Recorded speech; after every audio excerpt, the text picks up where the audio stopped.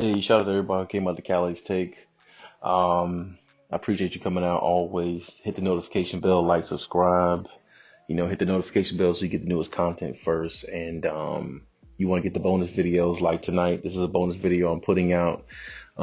Just to give a little something extra. I definitely believe in that. What I'm saying, definitely believe in going the extra mile in life and doing a little bit more than what's asked of you. You guys deserve it. You're always here with me. And I appreciate you, Cali's Take family. So, let me just go ahead and say this. I'm thinking about, tomorrow's game, you know, um, and I'm thinking in my mind, like, what can the Clippers do adjustments wise to put them in better position to win tomorrow's game? I think there's a few things they can do, but I think most of all, the biggest adjustment, if you want to call it an adjustment, just needs to be, Paul George steps up and plays to the level of the ability that he can. Because without him playing to that ability, I don't think the Clippers can make too much noise going forward in the playoffs. I just don't think they can, secure their spot or look at themselves as, the best team if they're not getting great, play and great contribution from everybody on their roster. And to me, the only man that's not really performing at his, peak at this point right now, as we speak, is Paul George. Because to me, you're supposed to be the second best player on this team. You're looked at as a superstar. And you have to live up to that. You have to live up to what you get paid to do. You got 180 plus $1 million. We're not supposed to see playoff P in the bad way. We're supposed to see playoff P in a good way. And the only way for us to see him in a good way is for you to actually show up the way you're supposed to and play to the level that we all know that you can. And, I do realize that fatigue possibly set in last night with the team, going against Utah and everything like that. But that can't be the Clippers' excuse going forward. You know, right now, the only question the Clippers should have is what do they need to do to put themselves in better position to win game two. Because going down 0-2 in this series, like I said in my previous video, that's not a good thing. I do want to say this. I love the fact that they put, Ty Lue put Boogie Cousins in there and gave him a chance. I think Boogie Cousins could really, really make some big noise in this series. I really think he can, be a difference maker in this series for the Clippers because his rebounding, his boxing out, the little things that Boogie does is really going to be, something that the Clippers can thrive on and get them over the hump against a team like this because a team like this, you're going to have to really, really limit your turnovers because you can't have 10 to 15 turnovers in a game like this because this team thrives off of fast break points. They can play half court basketball. They can play, you know, um, fast break basketball. But I mean, like I said, they're versatile. They can play both half court or they can go at a fast pace. So when you look at a team that has both of those attributes and can play that way, it's going to be tough. It's going to be tough to actually, do a lot of things you like to do against them. And on top of that, they actually have a good defense with, perimeter defenders that like to get up in you like Joe Ingles. And, if you get past one of their perimeter defenders, you have to go deal with Rudy Gobert in the paint. And I said that, the Clippers definitely need to find a way to get him in foul trouble some of these games so they can get more of a rhythm of going to the paint and getting some easier shots in the paint, under the basket, because just shooting jumpers over this team, I'm not sure that's going to be the formula to beat them because at some point your jumper is not going to fall. You may have some nights where you can't miss, but you're going to have a lot of nights where you are missing. And if that happens, you can find yourself down 3-0, 3-1 in the series, and now it's pretty much over with. So my point is, I think the Clippers can make the right adjustments in this series, but you have to understand Quinn Snyder, the coach for the Utah Jazz, is making adjustments too. So I do think the Clippers, have the most talent of both teams, but at the same time, talent doesn't win, playoff series too often. Not Talent doesn't override execution. And when you execute plays to a high level, you're basically you're the more talented team because you're executing plays to a high level as if you had two or three superstars on there who can go out there and play at the level they're supposed to. You see what I'm saying? So it comes down to that. And I really hope that the Clippers find a way to, get all their players involved just the way they, kind of like how they did last game, but find a way to get Paul George going because I'm going to tell you, the Clippers are not going to go far if Paul George is not playing at an elite level. The further you get in the playoffs, the more you need your star players to play at a high level. And I know Kawhi didn't have the best game yesterday against the Jazz, but at the same time, he didn't shoot poorly. He shot 9 for 19. That's 40 something percent from the field. He still shot a decent percentage and, he didn't, he didn't hurt the team. And, Paul George did get it going in the fourth quarter. I think he had like 12 or 13 points and, that was really good. But by that time, I kind of felt like, Utah had all the momentum and it really didn't make too much difference, even though, as bad as the Clippers played, they were down one possession where Marcus Morris could have hit a three and tied it, went in overtime. It says a lot about how good the Clippers can be, but they just got to put it together. And sometimes they can make you miserable. Sometimes they can make you scratch your head.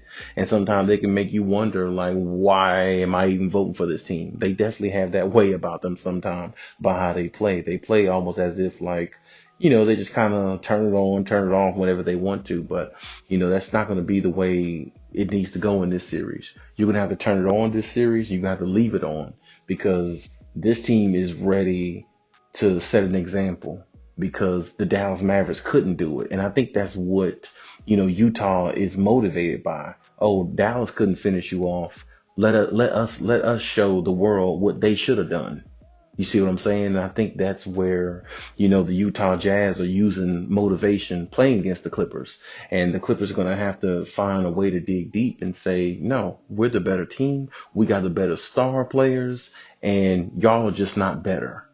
And it's going to be a tough series psychologically more than just the fact of who has talent, who doesn't, because I don't know how tired the Clippers are. I don't know how fatigued they are, but in that third quarter, it looked like the fatigue started setting in and, it looked like it started setting in quick.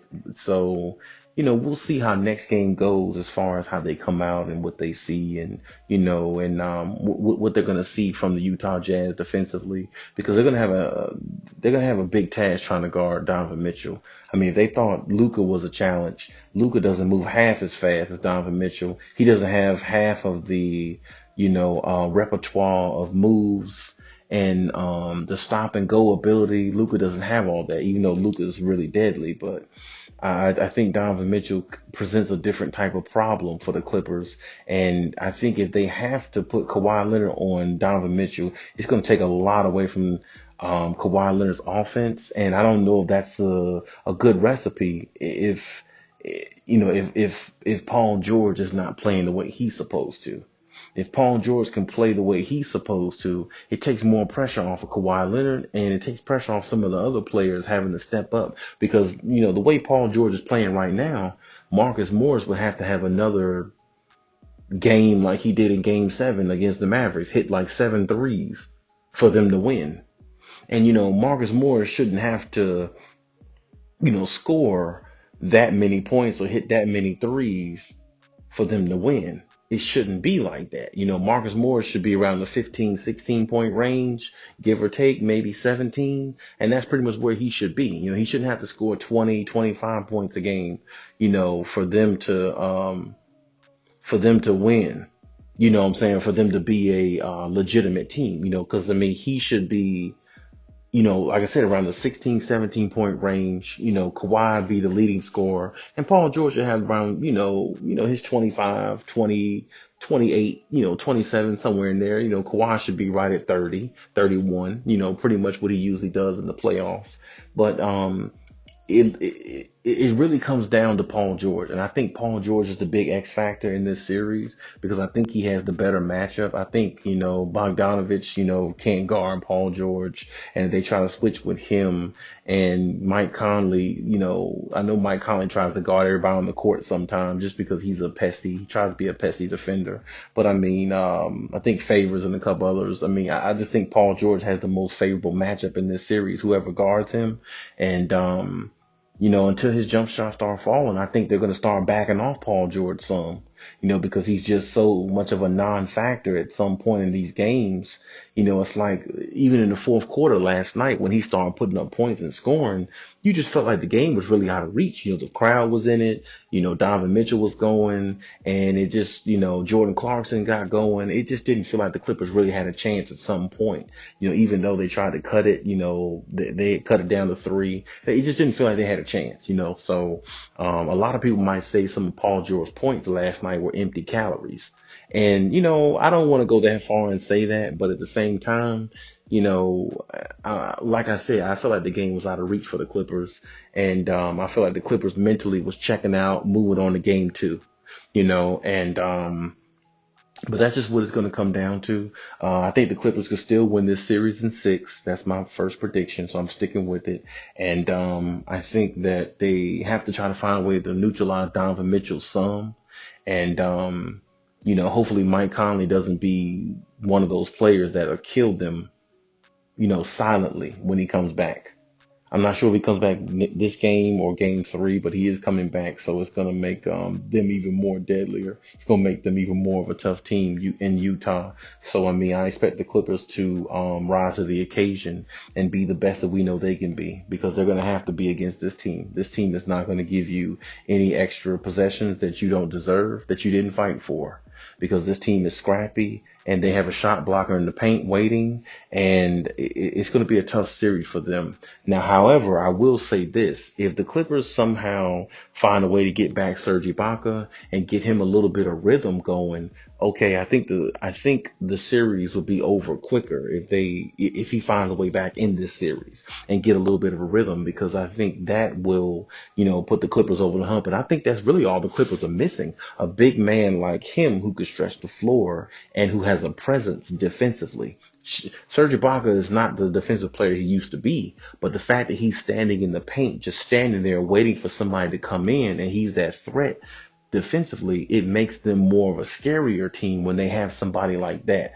Zubac is good, but Zubac is not he doesn't put fear into, players who comes at him. Players who come at him feel like they can score on him pretty easily. But going at Serge Ibaka, you just kind of know, I can get my shot blocked, at any point in time. So it's like, if the Clippers had Serge Ibaka, I think they would win the series in 5 if they had Serge. But I mean, the fact that they don't have him, so we can't really talk about that. But if they do find a way to get him in this series and get him a little bit of rhythm, I do think they really have something going if they can get Serge Ibaka going in this series. That would be a really, really big plus for the Clippers. It's a long shot because I don't think Serge Ibaka is coming back this series. And if he does, it might be on the back end of it. Who knows?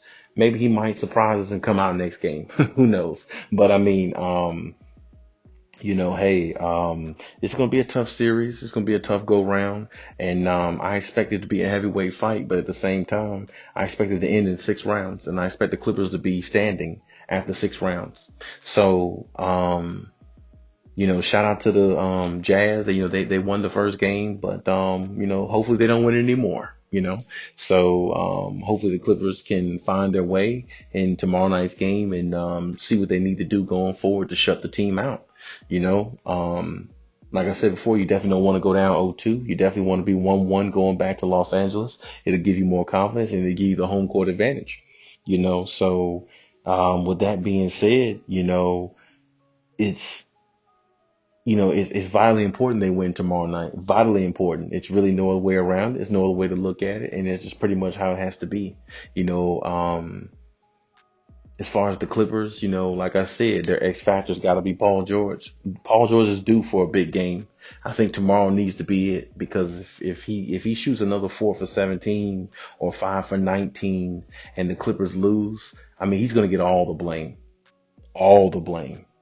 because it's like, man, you're getting paid this type of money, then you need to be shooting or playing with that type of production. Getting paid $180 million, I don't expect you to shoot 4 for 17, 5 for 19, 5 for 20 in the last 3 games. I expect you to be shooting better than that in a game where your team clearly needs you, because clearly Kawhi took over the first round. So to me, one of these rounds, Paul George needs to be in rhythm. It's got to be one of these series that they play in. Paul George has the favorable matchup and he can have a big series. And it's like, if that's never going to happen, well, it's going to be really hard for the Clippers to advance because they have 2 superstars, but only can depend on one. So, I mean, I don't know. We'll see exactly how it goes. I'm not ready to write off Paul George yet.